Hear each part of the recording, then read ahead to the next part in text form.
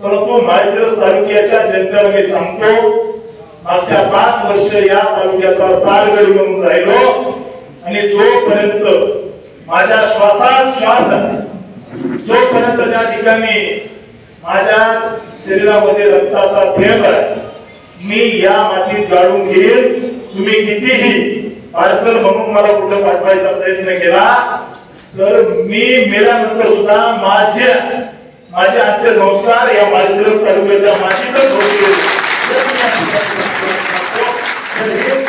5 हजारांनी मागे आहे. परंतु काँग्रेस आणि राष्ट्रवादी आणि त्यांच्या लोकांनी जसं काय भारतीय जनता पार्टीचं सरकार 2024 मध्ये येत नाही अशा पद्धतीचा प्रचार करायला सुरुवात केली. भारतीय जनता पार्टी आणि महायुती किंवा भाजपचा इतिहास आहे. भाजपा कधी निवडणूक हरत नाही आणि जर हरलं तर त्याच्यातून भरपूर गोष्टी शिकत असतं आणि मला विश्वास आहे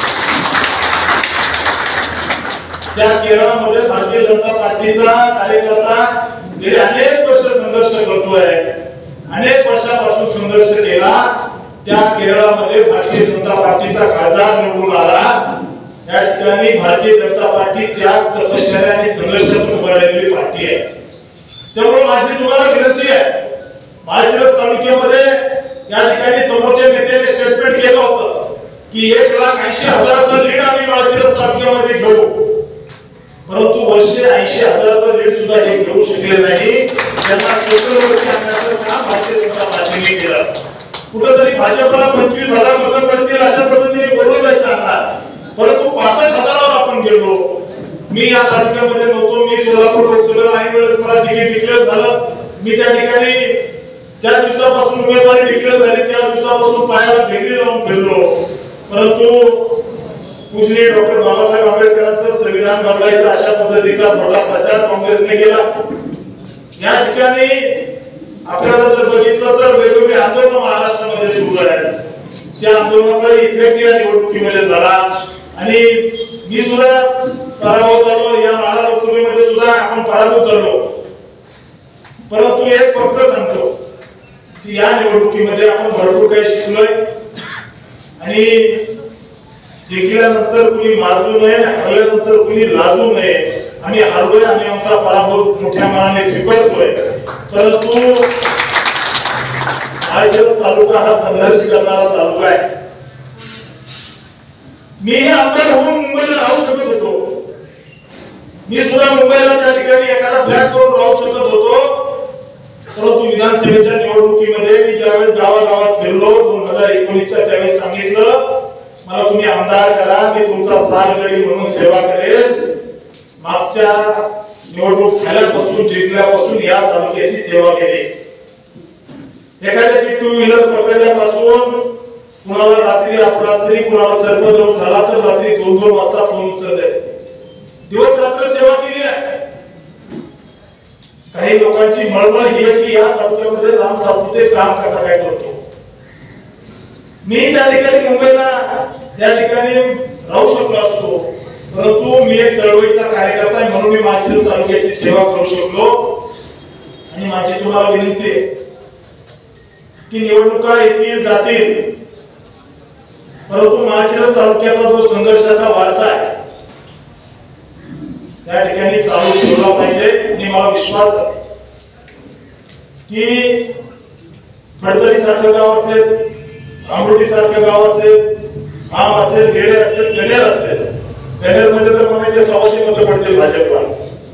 किती पडले कनेर मध्ये? आपल्याला 1000 मतं पडले. 200-300चं काहीतरी लीड आहे. त्यामुळे इतक्या चांगल्या पद्धतीने कार्यकर्त्यांनी काम केलंय आणि मला विश्वास आहे की आपण आपल्या कामाच्या जोरावरती हळूहळू आपली ताकद निश्चित वाढेल. आणि विधानसभेला म्हणजे लोकसभेला जिंकल्यानंतर मला वाटलं होतं चेअरमनचा कुठेतरी फोटो दिसेल बॅनरवर, पण कुठंच दिसला नाही. आपण मागे आलो होतो.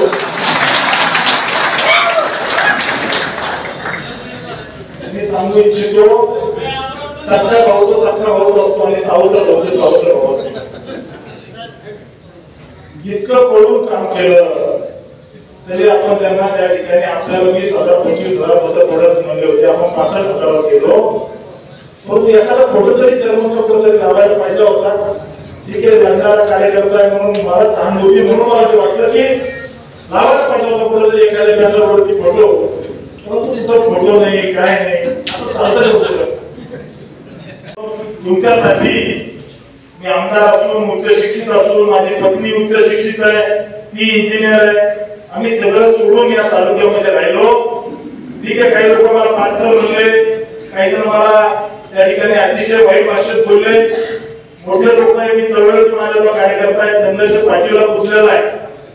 परंतु माझी तुम्हाला विनंती आहे, मी तुमच्यासाठी इतक्या मोठ्या प्रमाणात काम केलंय. मी कुणाला शत्रू मानत नाही, परंतु काही लोकांनी मला शत्रू मानलाय. त्याच्यामुळे माझी विनंती आहे, तुम्ही माझ्या ताकदीने सोबत राहा. तुम्हाला येत्या काळामध्ये ताकदीने सोबत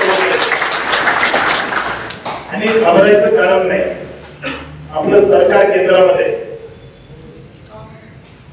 सरकार आहे, पूर्ण ताकदीने भारतीय जनता पार्टी आपल्या मागे ताकदीने उभा आहे, महायुतीचे नेते उभा आहे. आणि मी आपल्याला विश्वास देतो 100% महाराष्ट्रामध्ये भारतीय जनता पार्टी महायुतीची सत्ता येते. 100% 127 जागेवरती आपण लीड मिळवू. त्या ठिकाणी 30 जागावरती आपण 4000, 5000, 7000 मागे खोटा नरेटिव्ह चालवला, खोट्या बातम्या चालवल्या, शेतकऱ्यावर जीएसटी लावली, अशा पद्धतीच्या बातम्या चालवल्या, संविधान बदलाच्या बातम्या चालवल्या. परंतु माझी विनंती आहे की आपण 1-2% मतांनी मागे आहोत. महायुतीचं सरकार महाराष्ट्रामध्ये निश्चित बसेल. पूर्ण ताकदीने मोदीजींनी, अमित शहानी, महायुतीच्या नेत्यांनी तयारी सुरू केली आहे.